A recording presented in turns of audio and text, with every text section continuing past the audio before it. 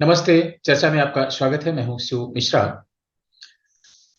आजकल भारत में Barack Obama सुर्खियों में है और उनकी चर्चा इसलिए हो रही है कि उन्होंने मोदी की अमेरिका यात्रा के दौरान एक बयान दे दिया, जिसके कारण वह अमेरिका में तो बिल्कुल भी नहीं सुर्खियों में है, लेकिन भारत में सुर्खियों में उनको रहना ही था।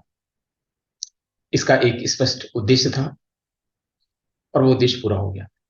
लेकिन राजनीतिक दल इन छोटी छोटी बातों को लेकर इनका अ, बड़ा उद्देश्य समझे बगैर मोदी पर कटाक्ष कर रहे हैं, भाजपा पर कटाक्ष कर रहे हैं। उनको ऐसा लगता है कि ओबामा ने सिर्फ इसलिए बात कही कि वो मोदी के विरोधी हैं या मोदी को पसंद नहीं करते हैं। ऐसा नहीं है। लेकिन फिर बराक ओबामा ने ऐसा क्यों कहा, ये जानने के पहले जरा एक बैकग्राउंड समझते हैं। यहाँ अमेरिका में जो प्रेसिडेंट हैं उनमें कई ऐसे आपको मिलेंगे जो बहुत कम उम्र में प्रेसिडेंट हो गए, और अब वो प्रेसिडेंट दो टर्म प्रेसिडेंट रहने के बाद भी, रिटायर होने के बाद अच्छी खासी वर्किंग कंडीशन में है, तो फिर क्या करेंगे? तो वो सुर्खियों में बने रहने के लिए, कुछ न कुछ करते रहने के लिए, अपने आप को प्रासंगिक बनाए रखने के लिए कई सारे एनजीओ से जोड़ लेते हैं। कुछ अपने फाउंडेशन क्रिएट कर लेते हैं और सोशल वर्क के नाम पर पूरा विश्व भ्रमण करते रहते हैं।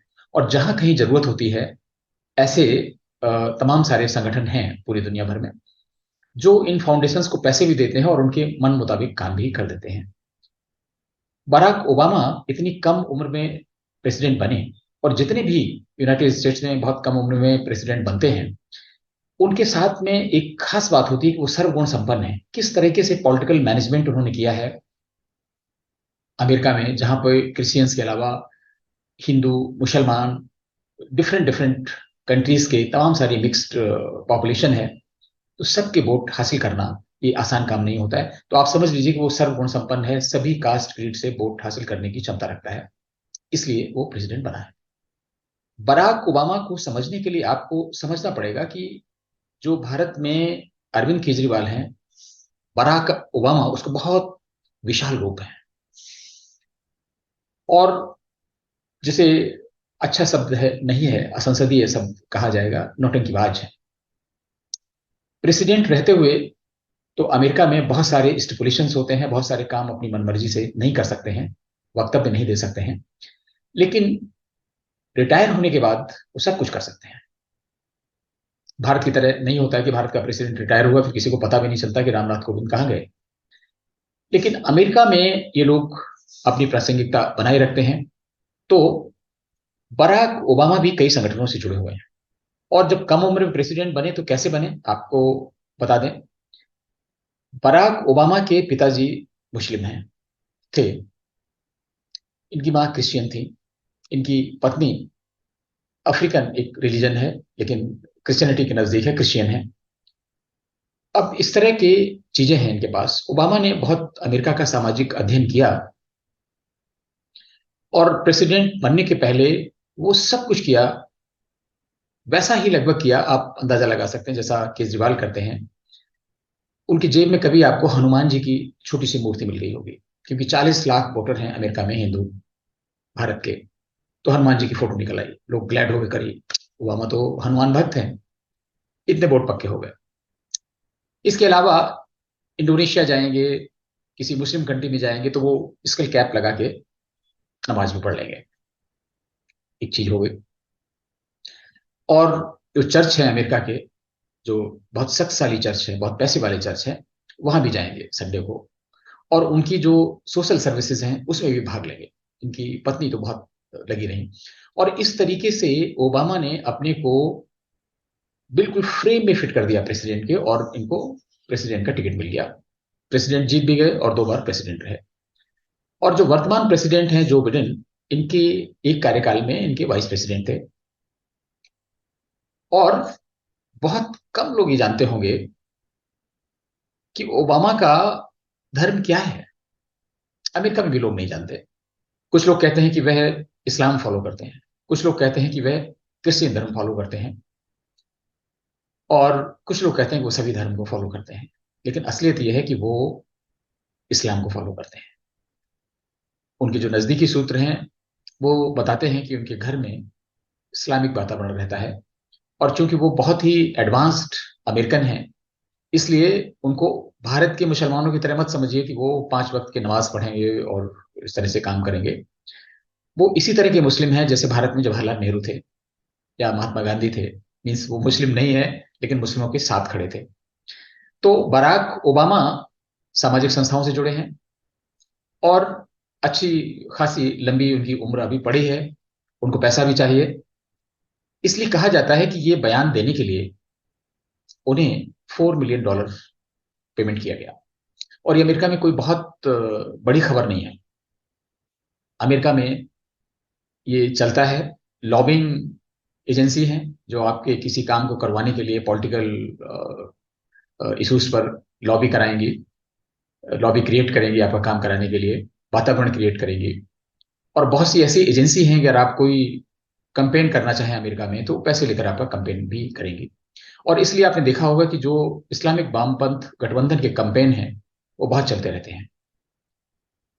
इसलिए ओबामा ने ये बयान दे दिया और ये पैसे मिल गए। एक चीज। दूसरी चीज ये है कि ओबामा दिल से इस्लाम के बहुत करीब है। लोग अक्सर उसके विरोध में ये तर्क देते हैं कि ओबामा ने अपने शासनकाल में 7 मुस्लिम देशों पर आक्रमण किया, हजारों लोगों को मौत के घाट उतारा। तो आप क्या समझते हैं कि इस्लामिक देशों में मुसलमानों को मौत के घाट नहीं उतारा जाता? तो सीरिया में क्या हुआ, अफगानिस्तान में क्या हुआ, इराक में क्या हुआ, ईरान में क्या हो रहा है, बहुत सारे, अफगानिस्तान में क्या हुआ। तो ये इस्लामिक हिस्ट्री है। मार काट उनके नॉर्मल प्रैक्टिस है, इसमें कोई बहुत बड़ी बात नहीं है। और दूसरी चीज ये कि जब वो प्रेसिडेंट हैं तो उन्हें अपना रोल करना पड़ेगा। प्रेसिडेंट इतनी इंडिपेंडेंट अथॉरिटी नहीं है कि वो अगर कहीं युद्ध आवश्यक है तो उसे टाल सकें, अगर युद्ध आवश्यक नहीं है तो उसे कर सकें। इसलिए ओबामा को वो युद्ध करने पड़े होंगे, आवश्यक होंगे। पूरी जो मशीनरी है, सिस्टम है, उसका आग्रह रहा होगा, ऐसी रिपोर्टिंग रही होगी। इसलिए ये तर्क बिल्कुल एक्सेप्टेबल नहीं है कि वो।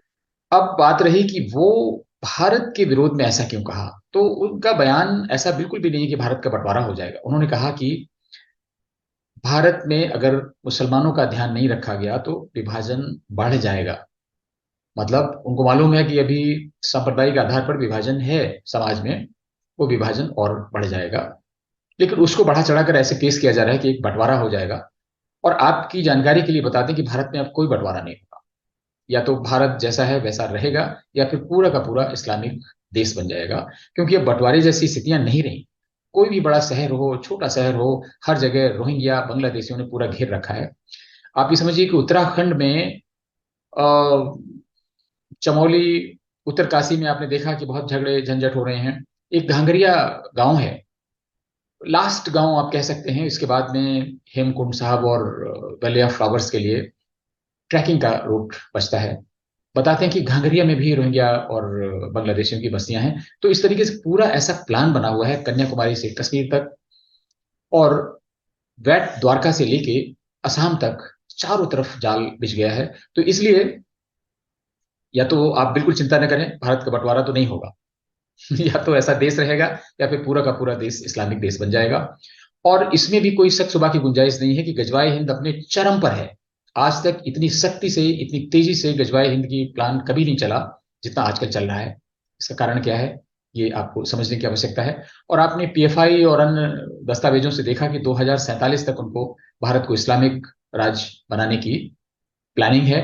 और इसमें सभी साथ दे रहे हैं। मैं भारत के सारे मुसलमानों के लिए तो नहीं कह सकता, लेकिन अधिकांश मुसलमान इस फेवर में हैं।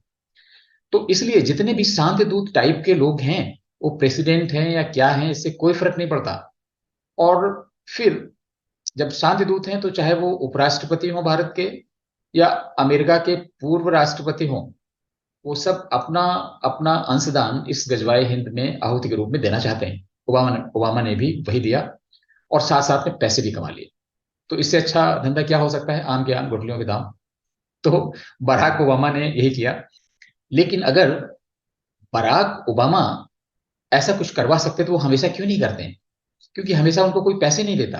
ये मौका था, दस्तूर था, और एक बहुत बड़ा अभियान खड़ा करना था। राहुल गांधी की यात्रा हुई, उस यात्रा में तय हुआ था कि जब मोदी अमेरिका यात्रा पर आएंगे तो उनका विरोध किया जाएगा। देखिए, मोदी की जो अमेरिका यात्रा है, बहुत दिनों से, बहुत पहले से प्लान की जा रही थी, और 6 महीने से अमेरिका इसकी तैयारियां कर रहा था।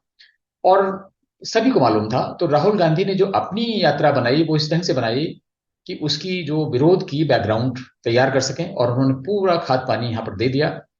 लेकिन अमेरिकी प्रशासन इतना चुस्त और चौकस था कि बहुत ज्यादा इसकी गुंजाइश नहीं थी। बहुत थोड़े से, बहुत ही कम स्केल पर प्रदर्शन हो सके। और इसलिए ये जो विरोध प्रदर्शन करने वाले हैं, एडवांस बुकिंग जिनकी थी, वो रिपोर्ट करने के लिए उनके पास कुछ नहीं था। आनन फानन में जिस समय मोदी और बाइडेन को एक वक्तव्य देना था, उनकी मुलाकात होनी थी, उसके ठीक पहले एक टीवी चैनल ने उनसे बात की, ओबामा से, और फटाफट उनका इंटरव्यू हुआ, और वो सवाल भी वैसे आए।